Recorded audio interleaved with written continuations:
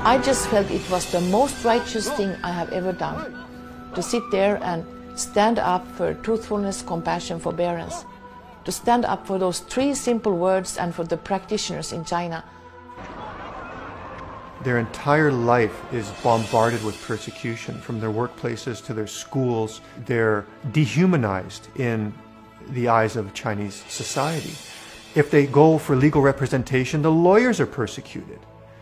And as Westerners, we must support them. The first time I read about a practitioner dying in China, it was the case of Miss Chen Zixu, an elderly woman, and she'd been beaten and tortured to death.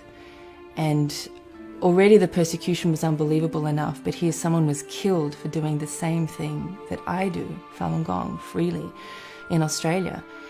I've had so many health benefits, so many spiritual benefits and improvements in my relationships with everyone, my family and friends. I think a lot of Chinese people didn't know. They were deceived by the Chinese regime into thinking that we were a cult, and that was so unfair. I really want to talk to them, to have them see, look, we are white, we are from so many countries, and we practice Falun Gong. There was a very young policeman in front of me who was very upset that I would dare to do that. So he took the sandal of my bag and tried to strangle me on the seat.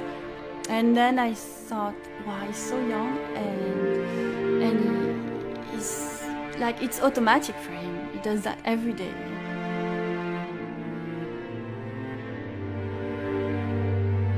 We saw how well, the experience of practicing Falun Gong has been for him in terms of his health and becoming more calm, and we saw the benefits it brought to him, but we never thought that he would take the step of going to China. 那个警察的眼神，他当时打我的眼神是那种恨我是西方人，他的眼神是你不是西方人，现在把你杀了，我恨我不行，我不能。And I really worry for them. Of all the things that have happened in China, I see them as being among the greatest victims. I mean, look at what they're being forced to do.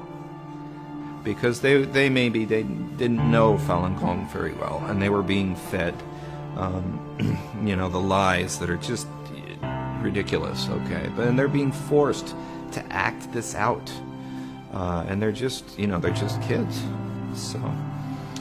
I've had discussions in the past about China's approach to the Falun Gong.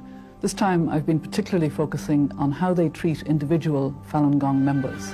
And my message is that they have human rights that must be respected, that we get many cases of complaints of ill treatment, of torture, of heavy sentences for wanting to simply express membership of Falun Gong in a peaceful way. This isn't just something for Chinese people in China, but this is a global issue.